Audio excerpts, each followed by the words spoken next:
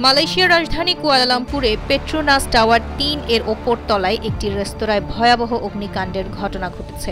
বার্নামা সংবাদ মাধ্যমের বরাতে স্থানীয় গণমাধ্যম দ্য স্টার জানিয়েছে, ফায়ার অ্যান্ড রেস্কিউ বিভাগের পরিচালক ও জ্যেষ্ঠ সহকারী কমিশনার মোহাম্মদ হাফিজান হাসান জানান, আগুনের ঘটনায় কেউ হতাহত হয়নি। স্থানীয় সময় সকাল ৬টা ৪০ নাগাদ আগুনের খবর পৌঁছানো হয়। ফায়ার সার্ভিসের কর্মীরা মাত্র ১০ মিনিটের মধ্যেই ঘটনাস্থলে পৌঁছে ভবনের অভ্যন্তরীণ ফায়ার সেফটি ব্যবস্থা ব্যবহার করে আগুন নিয়ন্ত্রণে আনে। এতে ফায়ার হোজ ও ওয়েট রাইজার ব্যবহৃত হয়েছে।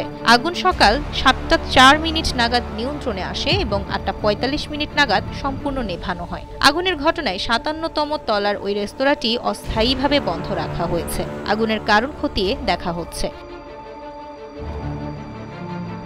পেট্রোনাস টাওয়ার ৩ স্থানীয়ভাবে মেনারা কারিগালি নামে পরিচিত ৬০ বিশিষ্ট ভবন। এটি পেট্রোনাস টুইন টাওয়ারের পাশাপাশি অবস্থিত এবং অফিস, খুচরা দোকান ও খাদ্য ও পানীয় প্রতিষ্ঠানের জন্য ব্যবহৃত হয়। আগুন লাগার ছবি ও ভিডিও সামাজিক মাধ্যমে ছড়িয়ে পড়েছে, যেখানে ভবনের উপরের তলায় ধোঁয়া উঠে যাওয়ায় তা চোখে পড়ছে।